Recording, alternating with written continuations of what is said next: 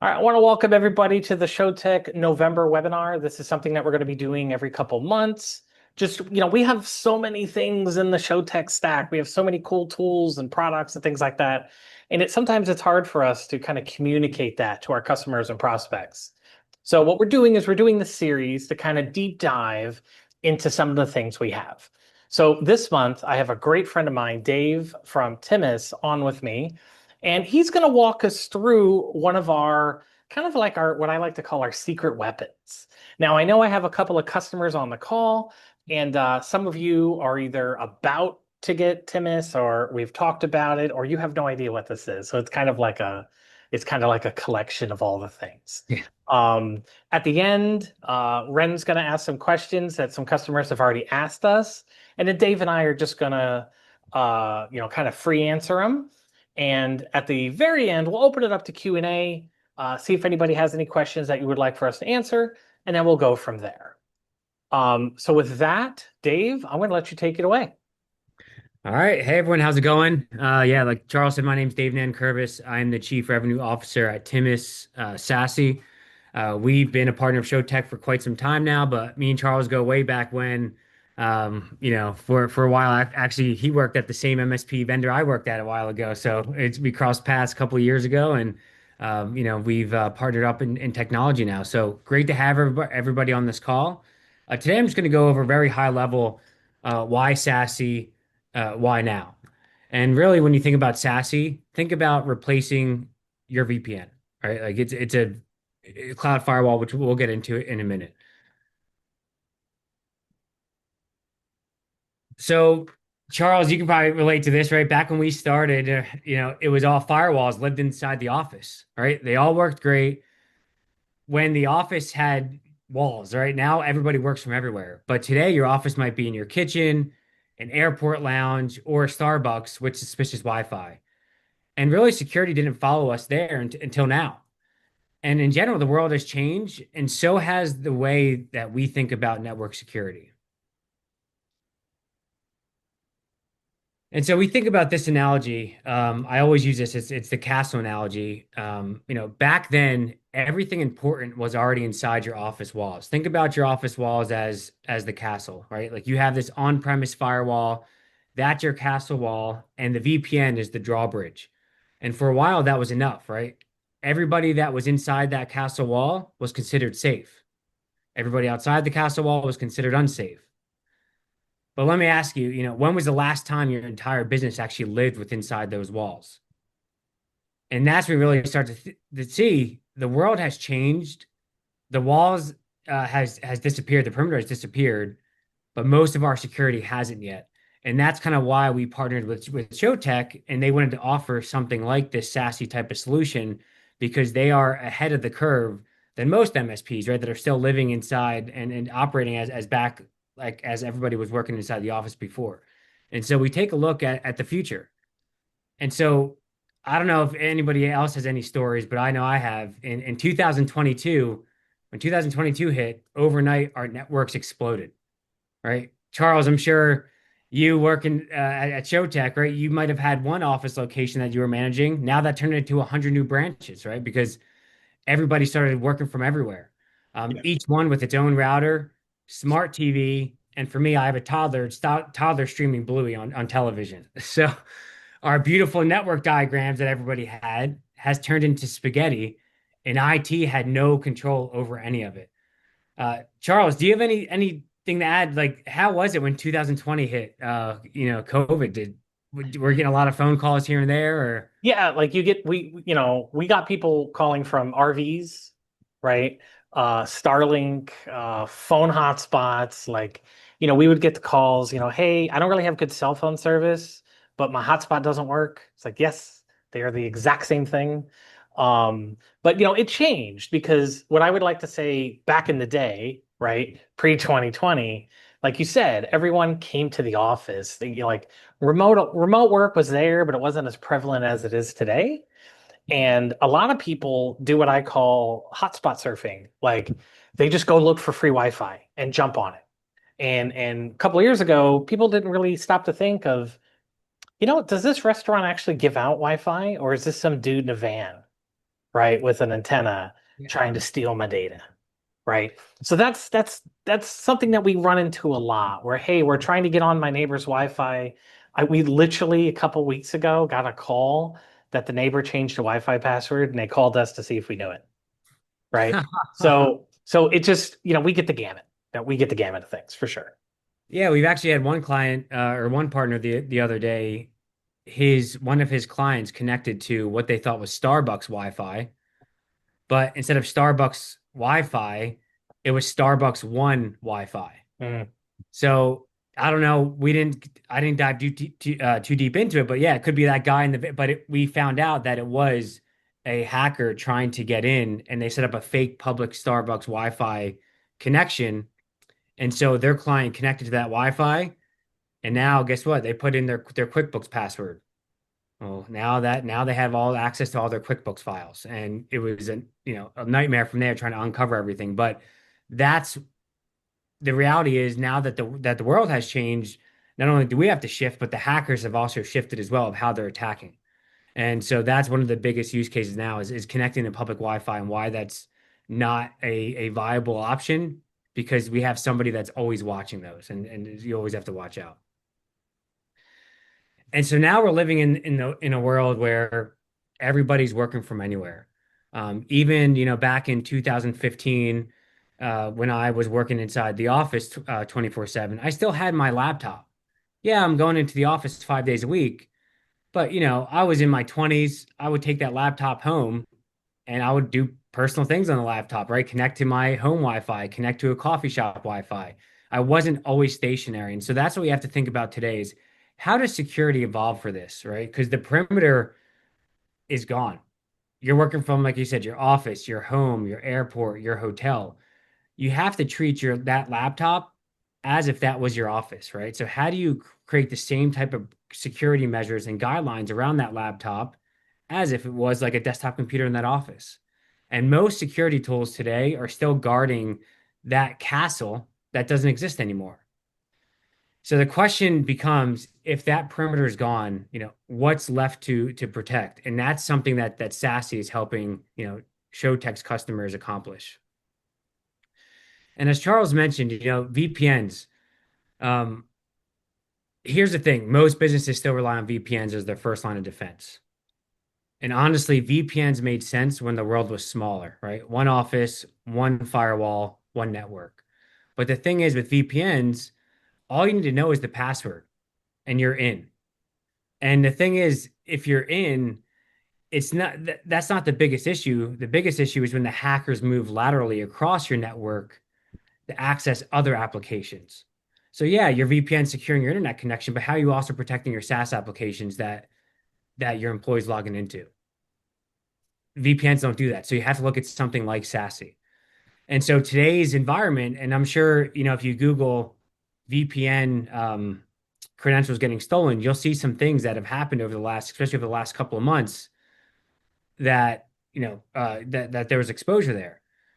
So in today's environment, VPNs what we consider our liability, right? They're a thing of the past. And I know it's probably like as an end customer, you're probably always like, oh man, it's always a new technology or a new tool. Well, yeah, Charles is always trying to sell you something. No offense, no, it's just joking, Charles. But it's a new technology, a new tool because the hackers are getting more and more sophisticated, and we're having to have more and more layered security to help protect you. And so with VPNs today, credentials get stolen. And once that happens, that VPN gives attackers the keys to the entire castle. The other thing is they're not always on. Users connect and disconnect at will, like leaving windows of long exposure. So I was talking to an MSP the other day where their end customer, every time their Wi-Fi got slow, guess what they would do? Disconnect their VPN and say, okay, I don't want this on because I'm not able to access of what I'm able to access, and it's not as easy as it would be. And VPNs, you have to have the password as well. And there's no authentication that happens most of the time behind those VPN logins. VPNs don't segment the network. So once you're in, you're in. And they also rely on a single point of authentication, often exposing through public login portals, which is exactly what ransomware gangs love. And they provide poor user experience and limited visibilities. And you get tools that make IT life harder, not safer. So simply put, VPNs were built for a world that no longer exists. Charles, you have anything to add here? Yeah, so for a lot of our customers, we were using an older firewall that all you needed to get on the network was a username and a password, and that was it. Right? There was no like MFA. This is like before the MFA. I don't want to say the MFA craze, but once everybody started adopting MFA, and that one vendor said, well, we actually do support MFA now, but you have to buy our service for $100 a month per customer, and everybody has to install this app, and everybody, it's like, no, no, this is nuts. Nobody's going to install the app. We're not going to buy a server for them. They don't even have a server to begin with, right? And for those who don't know about the VPNs, a lot of times some companies lock down certain resources to the four IPs, to their IPs within their four walls, right? So in order to clock in, you had to be physically in the office. Maybe in order to get to a special HR system, you had to be coming from an IP that's in the office. So what we would do is we would use a VPN. Let's say, you're on a cruise ship, right? Whatever. You connect to that VPN, and now essentially from the coffee shop on the cruise ship, you're essentially in the four walls through this extended tunnel. And so when Dave talks about VPNs, that's really what we're talking about. There's a whole other thing out there, and you hear a lot of people say, well, I want to watch shows from Great Britain, and they're locked to US. That's not what we're talking about here. That technically is a version of VPN, right? To be able to do that. I'm not going to get into the legality and if you should be doing that and things like that. But basically, that's what people do is, there's these companies out there that sell these, 999 plans where when you connect, you're connecting to who knows where, but your IP shows up it's in Great Britain, and now you can watch The Office, right? Hmm. That's not what we're talking about here. We're not talking about that kind of VPN. We're talking about business use case. We want to secure the traffic. We want to make sure that all your traffic is coming through a certain aggregation point where it's safe. If you're paying that 999 or God forbid free to some third-party vendor, what are they doing with your data? Why is it free? Stuff costs money, right? Free is typically not good. So I just wanted to clarify that one little step with VPNs. So back to you, Dave. Yeah, and Charles, we have a question from Katie. Does MFA not help with those hacking issues? MFA can help. Yes. So MFA can be breached pretty easily. It's a great step, right? It's just another layer. So username and password, it's funny. I always say with people, have you ever used the same password more than once? And they look at me and they say, I'm gonna say no, but we both know the answer is yes, right? So chances are a lot of people with computers use the same password or a variation of that password. And unfortunately, when the bad guys like passwords get breached, there's websites, haveibeenpwned.com. You put in your email address and it'll tell you all the breaches, LinkedIn, Facebook, Instagram, all these things. So the bad guys have a version of your password. So now all they have to do is test it against stuff. And they know, right, that Charles's favorite password is I like 3D printing, right? So they're going to try anything that has my email, they're going to try I like 3D printing as a password. And if there's no MFA, that basically that extra layer, then they get right in. I was in front of a customer once and we went to we have a dark web scanner software, and I pulled out the password and I showed it up on the screen, a publicly available password. The CEO was like, get that off the screen, get that off the screen. And I later found out that that was literally the password they used for banks, Amazon, eBay, things like that.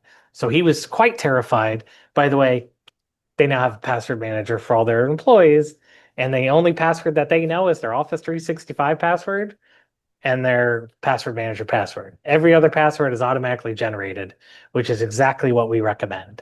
But in any scenario, if you're doing something and it has the ability for MFA, for whatever reason, not everybody forces it on, don't know why, you should absolutely have it on. It's not foolproof, but it's an extra layer. It's kind of like having a deadbolt on your house and another key for your front door. Now you have two different mechanisms. So if I lose my one key, right, maybe it's a fingerprint. If I lose my key, they don't have my finger unless they take it with them. So that's kind of like how I like to push MFA. Yeah, you mentioned have I been pwned? It's funny, like I use this website, I put it in the chat here. It's interesting how fast people can get to know your information. So there's this website called truepeoplesearch.com. Just put your name in there and put your city and state. You'll see past addresses, phone numbers, relatives, ex-girlfriends, ex-boyfriends, ex-husbands or like it's crazy how much information it has on there. And I could get that access in like 5 minutes. So that's what people, when these hackers are looking at, they're looking at all this information that they can gather to say, okay, how do I get to this person? How do I get to these files? So it's called like social engineering. It's increased by like I think 350% over the past year, where hackers aren't just sending links anymore. They're getting close to your network around you and planning an attack 6 months ahead because they know that it's a lot easier and they want to get as close as possible to get to the information that they want to do. And so that was a great question, Katie, with MFA. And it is an extra step. And so talking about this is we don't need bigger walls, we need smarter gates. So Charles and ShowTech in general is really leaning into this other model called zero trust. And that's with SASE, and that's with every tool, I think, Charles, that you're kind of leaning towards now. And if anyone can Google zero trust in cybersecurity, it's that next step in that next layer now. So we talked about that traditional model has been to protect everything inside that castle.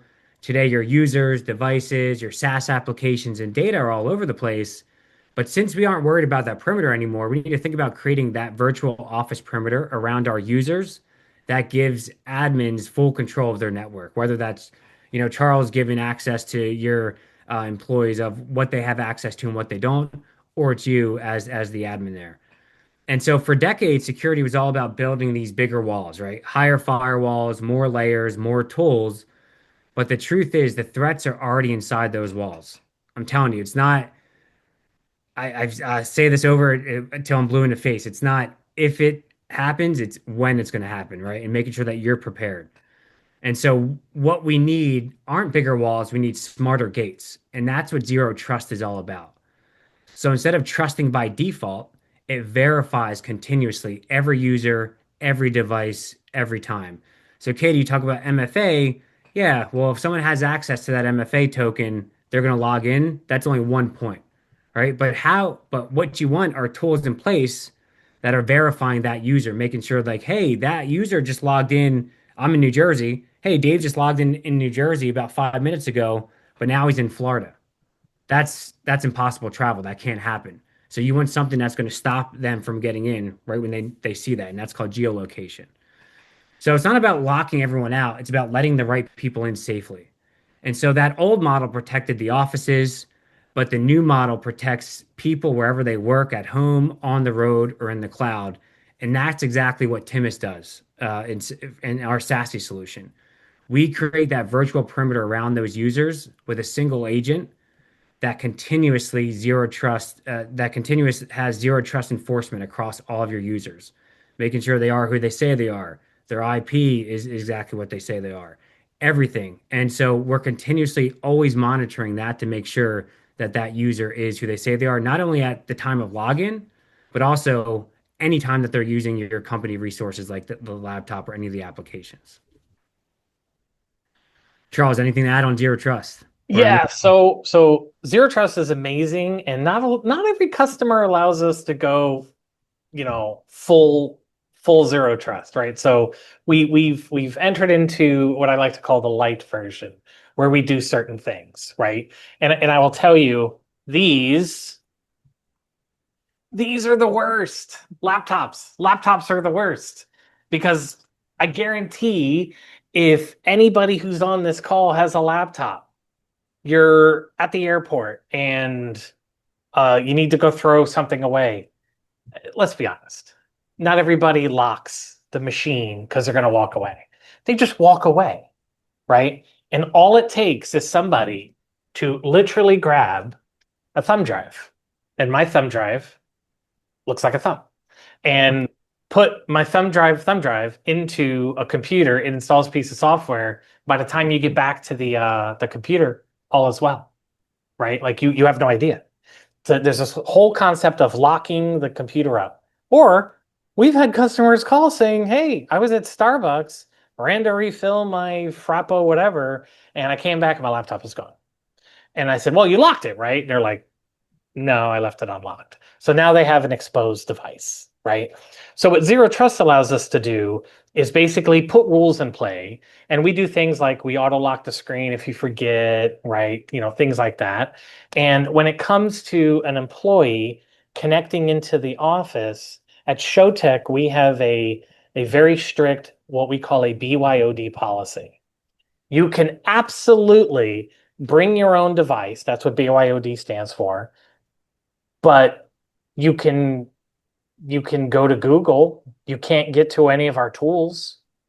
Our tools are all locked behind the Zero Trust SASE infrastructure. So if I have a brand new laptop and I don't install Timus or I don't connect to the VPN, I can't work. I can't do anything because those machines are not trusted. They are not pre-vetted. And when I connect, I'm now put onto this very specific, call it, remember I talked earlier about the four walls? In Tivis land, my four walls are actually in Virginia, right? So it's doing a little bit of cloak and dagger, but it's making sure that people don't know exactly where I am, and I'm going to be secure in my four walls in Virginia, up in the cloud land, and I can control who's doing what. And then one extra layer is what I like to call a conditional access. So, okay, and then we talked about MFA. What do you need for MFA? You need a username, you need a password, and you need a code. Well, when we talk about zero trust, it's, do you have a machine? Yeah, obviously, yes. It is the SASE software installed and running. Yes. Okay, you get another checkbox. But now we're going to make sure that you have our security software installed. Oh, you don't? Like maybe it's broken, maybe something's wrong. I'm going to take your machine and instead of putting it into the trusted four walls, I'm going to put you in the timeout room and I'm going to get an alert that I have a machine that's connected sitting in the timeout room because it doesn't meet all the requirements of the conditional access. When I say conditional access, I mean basically it's like an if then. If a device wants to connect, does it meet all this criteria? If not, it goes into the corner in the timeout room until we can remediate it. So that's kind of like the short roundabout version. And that's the great thing about Timus is it's always on as well. So everybody on this call, your employees won't even know that Timus is kind of running in the background. So right when they log onto their computer, it automatically turns on and you automatically have that protection. The other benefit from Timus too is, you can control what your employees can access as well. So like we're talking about, cloud applications or even websites, right? If you don't want your employee to go to a website that contains alcohol, for an example, well, you're able to block that. So then when your employee is using their laptop, they can't access a website that has alcohol related content. And then since we're capturing all this information from your employee on that laptop, you're also able to get a productivity report if you would like to as well. So now you can see who's the most productive, who's using which type of software, which websites they're accessing. Some people love it, some people hate it, but you're able to really see exactly if they're using a company resource, you're able to see everything that they're doing and who's the most productive and who's the most unproductive. And you get a nice, pretty report. Green's good, red's bad. Simple and easy to use and read. Yeah, and to clarify, when Dave says we can see what you're doing, a lot of times people think we just stare and read your emails. Yeah. We cannot see what you see. We just know that Lisa is on Amazon, right? We don't Yes. we don't know what product she's searching on. We can't see the screen. We can't see the hit. We just know what sites, right? We know that people are going to Dropbox. Well, that's strange because this company has a policy about no Dropbox. So I check a box and I can just block Dropbox. And one more thing that we didn't really cover is when the VPN is always on, all of the information is encrypted, right? That's the most important thing. So even if you connect to that Starbucks one, thanks for the internet, because all the traffic that we're doing is encrypted. They can't see it. ShowTech can see it because you're coming through the secure tunnel, right? So if you're the kind of person who likes to connect to, let's say, a hotel free Wi-Fi, um, we always want to make sure your VPN's on because we want to make sure nobody can see what you're doing. They can't sniff it. Not every website has the best security. I can't control that, but I can control making sure you're connected and secured. When we compared these always on SASE type system to say uh, old school VPN, the amount of tickets we would get, hey, I can't connect to the server. Are you connected to the VPN? How do I do that? Open the VPN, hit connect. Oh, thank you. Great. This is awesome. Now they're back in. So when we're talking always on, the moment your computer turns on, you're encrypted. You don't got to worry about it. You just do what you do and everything is safe, right? So if you are going to connect to that sketchy Wi-Fi, I prefer you don't, but you're going to do it anyway. And at least there's a bit of security protecting you. Like personally, I only connect to hotspot. My iPad is what I travel with the most. It has 5G. I can probably count on one time the amount of times I've ever connected to, let's say, a conference Wi-Fi or something like that, because I run my own 5G. But even with the own 5G, I still encrypt that data. I love Verizon. I don't necessarily trust them, right? So I want to make sure that I am encrypting all the traffic that's leaving my device. Yes, and by the way, yeah, not scare people about the productivity tracker as well, but that's the one nice thing about Timus is you can pick and choose by user what you have active and what you do not. So if somebody doesn't want the productivity tracker on, perfectly fine. If somebody does, so you're able to pick and choose and control everything. It's not all you can eat. So you're able to get down to that granularity. Charles, we have a question from Micah here. Uh, might be later, but what advice would you give for a user of a SASE product for using communication software, Microsoft Teams, on the computer they're connecting into?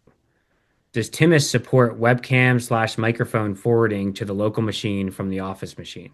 So, great question. This is not a it's not like a server you connect to, right? So you just when your computer turns on, you just connect.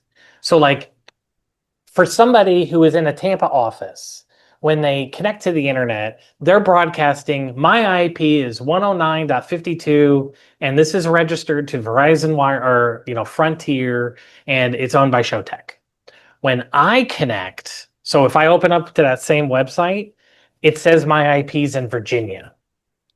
And even our website, it was Carrie had turned on this module. We don't have it on anymore, but every time somebody would hit our website, it would literally tell us who is on the website. It would say, Lisa from Marcus is on the website. Like, and we would call Lisa, hey, is there anything I can help you with? And like, she'd be like, why? I'm like, well, I see you're on the website. Now, how do you know that? Right? Well, because your IP shows way more information than you want to know, right? And that's how they target you with ads. That's how they target you like with stores and coupons and all that kind of fun stuff. So when you turn on that VPN, you honestly don't even know it's there. I will tell you, you will know it's there. So like let's say you go to Lowe's or you go to Walmart and it looks at your IP because some of the sites will look at your IP and give you recommendations based upon your location.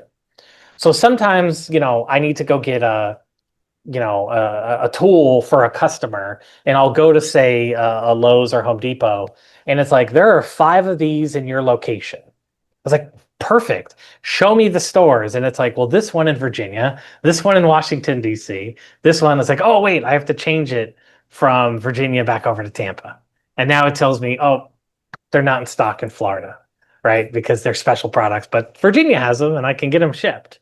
So it's kind of like a behind the scene thing. So to answer your question, I'm on Timus right now, right? I'm on 2 devices. I'm on my cell phone and I'm on my computer, and both of them have Timus running and, no issues. I just have only one of my cameras on. I didn't want to have two and confuse people. All right. Now, let's zoom in who's really on the crosshairs, right? In cyber attacks. And And Charles, I'm sure you might have preached this to your clients as well, but unfortunately, you as the SMB are the number one target. You're the easiest. You don't have most people don't have the enterprise budget that most companies have, and this is the big thing, right? Like, so what I want to talk about here is 43% of all global cyber attacks target SMBs, right? That's almost half. And 48% of those organizations have experienced a VPN related attack in 2024. And this is up on the rise. Yet, only 14% of SMBs feel ready to respond. And the average SMB ransomware attack costs between 120K to about $1.2 million, which can put and will put SMBs out of business. But really, what I want you to look at is this chart here, and what we talked about earlier is it's always not always about selling more tools, but look at this. By 2024, a staggering 94% of all SMBs were hit at least with one cyber incident. That jumped almost 40%, about 40% from 2022. So we're seeing this staggering increase of these attacks, and they're getting more sophisticated, especially after COVID, especially now that everybody left that castle, there's that four wall perimeter, the castle. They're seeing it's a lot easier to attack, especially with everybody, like Charles pointed out, the laptop, right? How do you treat that laptop as if this is your office? So that's why when we think about protection, your protection has to evolve, and it's getting more open to what we're talking about and speaking about. And I know it's more tools, more cost, but honestly, the cost that it pertains to you as to get more cybersecurity is a lot less than a cyber attack that could potentially shut down your business. And so when we think about it, security shouldn't be confined. We use this analogy, confined by walls, because the world doesn't have walls anymore, right? It's we started talking about the story of office walls, firewalls, the old idea of a network perimeter. But the truth is, we don't work like that anymore. Our people move, our clients move, our data moves, and security has to move with them. And so that's what Timus stands for, security without walls. And that's the future that we're building. We are trying to, create this virtual office perimeter around all of your employees so you feel safe 24/7 without having them have to think about, oh, should I not click that link, or should I not connect to that type of Wi-Fi? We're trying to guide them in the right direction so they're always protected right when they log into their laptop. And we got a question about FIPS. Dave, do you want to handle that? Yes, Micah, I believe let me get back with my sales engineer team right now, and I'll get back to you in the next couple of minutes or so. Confirming. Yeah, and I wanted to kind of like share an actual real world story here. So a lot of systems, and I'm not a fan of it, but it works, or this is what people do, is when somebody logs in, they get a message that says, hey, uh, you need to set up MFA. Click here to set up MFA. And for the user, this is awesome, right? So I log in for the first time and I get prompted to gain access. I set up my MFA. Life is good. I have two-factor. I check all the boxes, and we're good. When we first started with Timus, there's an interesting setup. And I say interesting, and in the beginning, I hated it. Love you, Dave, but I hated it. But in hindsight, it is so much better. And let me explain. When you authenticate to Timus for the first time, you're a brand new user. You're going to get a message that says, you don't have MFA. And you're like, okay. And it says, check your email. And what they do is they send you an email that you have to do a thing. You go set up your email through a different method, right? So from your computer, you do a thing, which is nice. And it drove me insane in the beginning because I'm like, come on, guys. Now I got to tell my customers they got to do two things. And I spoke with the CEO. He goes, so you're totally okay if a bad actor gets into somebody's VPN and the bad actor sets up MFA? in the zero trust world, that's not zero trust. You're totally trusting. And I didn't get it at first, and it makes total sense now. And recently, we were brought in for it's not really a customer, but we were brought into a situation who has now become a customer because this guy set up VPN users for his team. We later have found out half his team never connected to the VPN. This is old school traditional VPN. They connect to the firewall. Well, they had a practice of everybody gets a generic password to start. So their VPN was not synchronized to Office 365. It was a static password. So the username was Joe Bob. I kid you not, the password, very secure, password 123 with an exclamation point, right? One of the most known passwords. So again, they were not a customer of ours at the time. So the bad actor found out that they had this thing. They logged in with random users. When we hit the logs of the firewalls during the incident response, we found that they were running a script, got in, and then was able to authenticate. And now the bad guy now has two factor, so good for them, I guess. But now they're on the network. So during the investigation, we found out that they sat on that network for about a week undetected. So now they start a phishing campaign to try to get somebody's password. So they send a generic email to a couple of the key players and says, "Hey, this is IT. There's been a security incident. I need you to change your password. Please click here to change it." And unfortunately, somebody did. So now not only does this guy have a persistent connection into the environment that is totally undetected because they don't have anybody watching the logs or the stuff that we do, they were able to get in and exfiltrate data, meaning steal data. They were able to get in, steal data, and now it's a ransom. So now they're saying, hey, I'm going to give this data, pay me the ransom, or I'm going to share it all online. And of course, it was the HR folder. It's always the HR folder, right? So they had to call their cyber insurance company, which then triggered an entire investigation. So we get on the horn with the incident response team. I almost fell out of my chair. The guy literally said, I have no problem helping you. Here's a contract. I'm going to send it to you. In order to start, it's $40,000. And you can wire the stuff to us. The moment you wire it and we get confirmation, we can then start work. And I kind of joked, I'm like, God, that's like ransom too. All right. So now they're getting it twice. But their insurance company actually paid that fee. I'm sure their insurance is going to go up, right, because of this. So we remediated it. We helped them. They're now a ShowTech customer. They now have SASE VPN. They have all the things, right?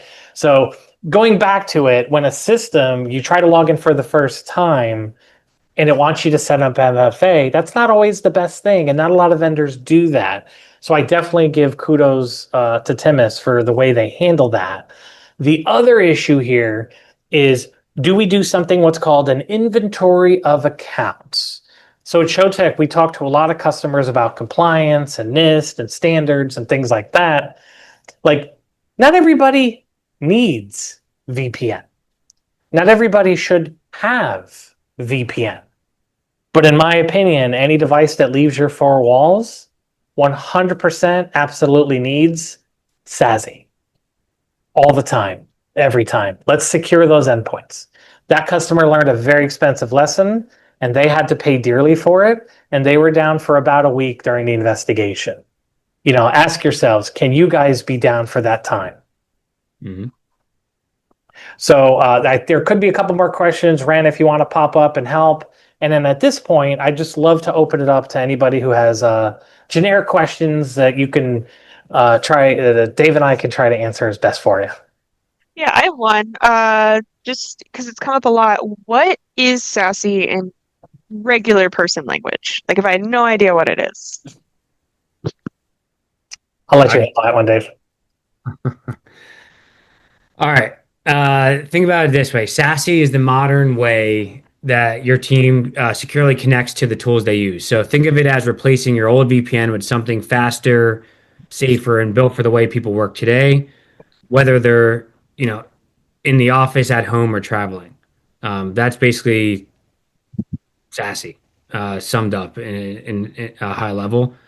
Charles, you have anything else to add to that? Yeah, we live in a world of fun acronyms, right? And a lot of the vendors have adopted the SASE acronym, Secure Edge. I forget the actual acronym, but I like to call it VPN 2.0, right? Old school VPN, Sonic Wall, PFSense, all those things. They connect to a box within your four walls. SASE connects to a box up in the cloud. So think of it as like a cloud firewall. That's why I like to call it VPN 2.0. Yeah, I guess, but it's like I like to use this analogy. Imagine every employee needs a secure lane on an internet on a highway, right? Old tech like VPNs puts everyone through one slow toll booth road, right? But SASE gives each person their own private secure lane without slowing down and without anybody sneaking behind them. That's basically what it is. Routing all the internet traffic to one secure tunnel instead of allowing multiple people to be able to access that tunnel. Think of it as it's the bubble around your laptop when you're traveling, or your iPad, or your phone, or whatever device. And then you can really start to build security on top of your device. So, for example, if so, kind of funny, my laptop, right? This guy came with me to Greenland. I was literally, I think the ship used Starlink. So I was connected no matter where I was on the way to Greenland for 2 weeks. My laptop was always in that trusted bubble. And if I went to any, what's my address, anything like that, it all said I was in Virginia, even though I'm in the middle of the ocean or I was in Greenland. So I was able to I tried not to work, but I had to work. I was gone for quite a while. But it's my bubble, right? Because I go to shows a lot and I go to a lot of cybersecurity shows, and people like to dork around at those shows with these little boxes that try to wreak havoc on people's computers. And because I have that little bubble around my computer, it's kind of sealed off from anybody else. It's a little security for me and really for any of our customers who run it. Yeah, and Charles, I know Dax responded, but Katie had a question.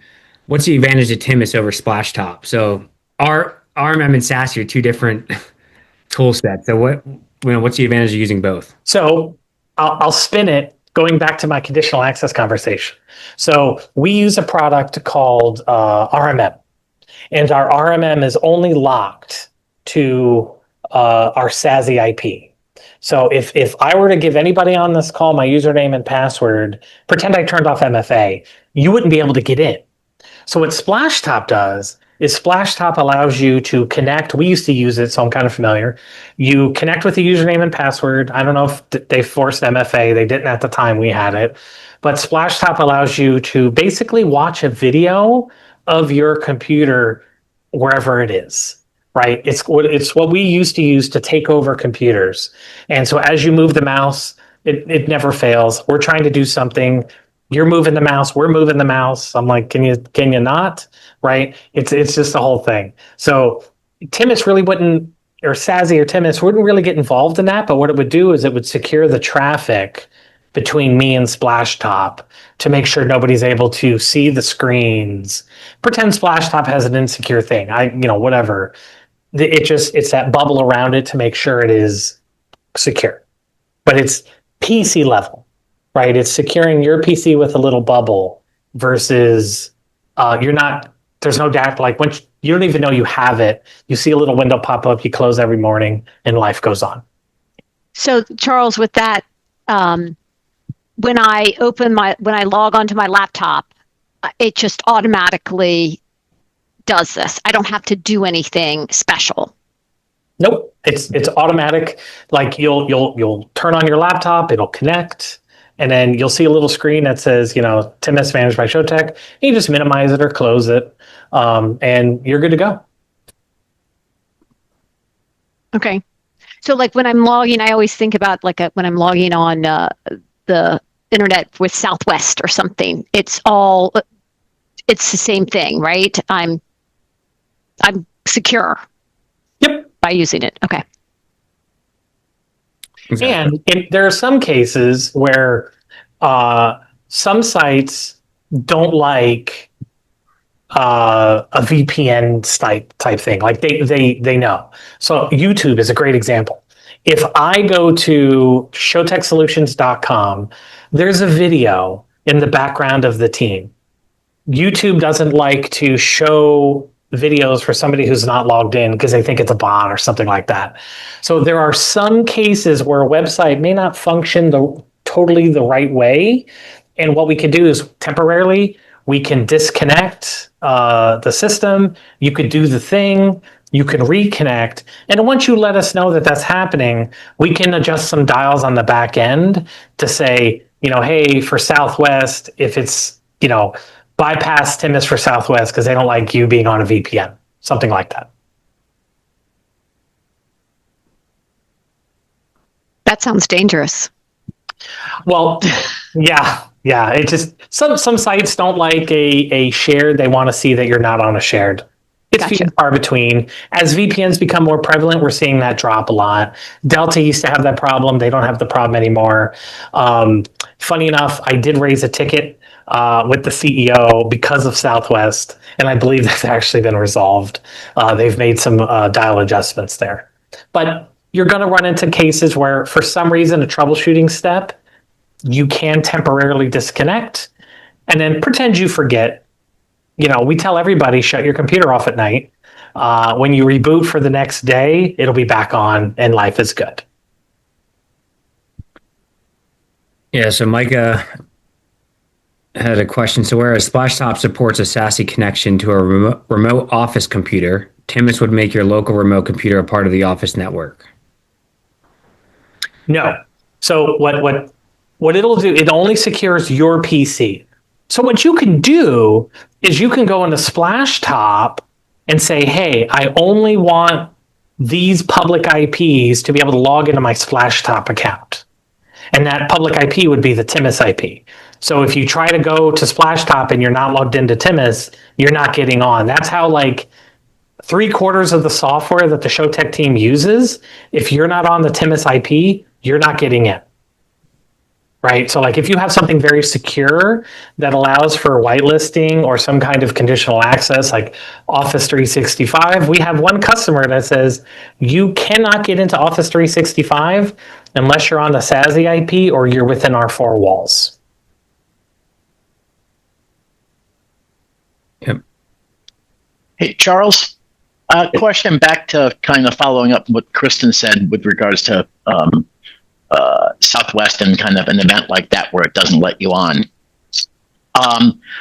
If you want to get on and it's not letting you on, is it something that we can toggle off, or do we have to reach out to ShowTech to get ShowTech to toggle it off? Yep. For $9.99, we'll turn it off. I'm just totally kidding, Bruce. Totally kidding. No, there's a button.